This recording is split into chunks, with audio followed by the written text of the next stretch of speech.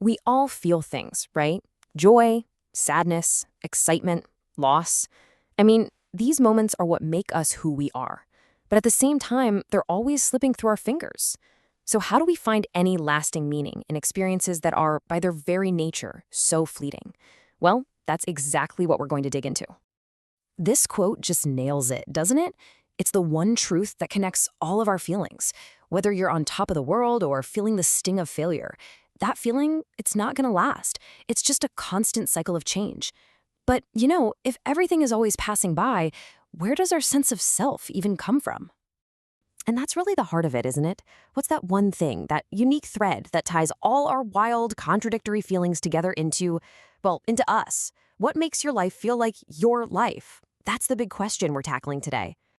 Okay, so the source material gives us a clue through this really simple observation from a car ride. The first thought is, hey, the reason we love driving, and maybe life too, is all about control. It's about being able to steer. I mean, that makes sense, right? We all want to be in the driver's seat of our own lives. But then, bam, this totally different idea hits. It's not the control, it's the movement. Think about it for a second.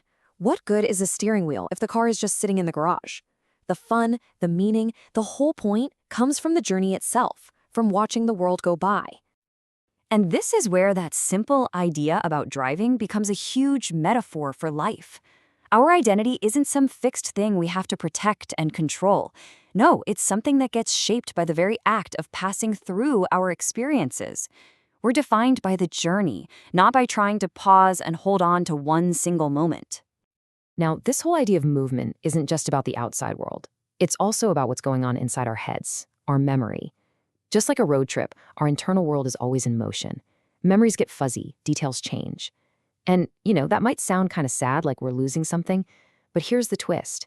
This fading is actually what liberates us. It sets us free from the past. So let's just map out how this works.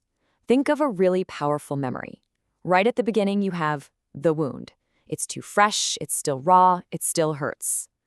Then, fast forward way into the future and you get to the fade. The details are gone, the emotion is gone, it's just a story. But right there in the middle, there's a perfect sweet spot. And that sweet spot, it actually has a name. The alpha distance. It's that magical point in time where you can look back on something big, remember it perfectly, feel all the good stuff, all the lessons, but without any of the original pain. It's the absolute best place to be for reflection. So that sounds amazing, right? But how do we actually learn to live in that balanced space more often? Well, this is where a really ancient but incredibly useful philosophy comes in, Stoicism. It's all about developing the self-awareness and the patience to find that middle ground, not just with our memories, but right here in the present. Just look at the difference here.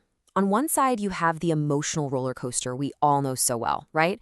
Those overwhelming highs and those crushing lows. But on the other side, you've got the stoic ideal. And listen, this isn't about feeling nothing. Not at all.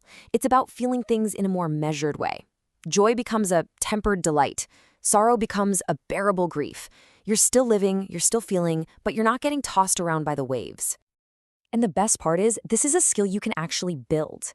And get this, the advice is to start with the good stuff. Practice not getting totally carried away by happiness. By learning to manage your response to positive things, you're basically building an emotional muscle. And that muscle, that resilience, is what's going to be there for you when the tough times inevitably show up. Okay, so let's tie this all together. What's the big takeaway from all these ideas? Well, first, remember that meaning comes from movement, from the journey itself. Second, who you are isn't fixed, it's shaped as you pass through life. Third, you can use that idea of the alpha distance to look back and turn old pain into new strength. And finally, practicing moderation is what builds the resilience you need to keep on moving. When you boil it all down, it's just a really beautiful way to live. It's not about desperately clinging to the good times or running away from the bad ones. The real goal is to stay in motion, to be a curious observer of your own life, and to feel everything in a way that's balanced and whole. And that brings us to our final thought, which is really a question for you. If we buy into this idea, if life's essence truly is movement, and we are all defined by our journey, what's your next step?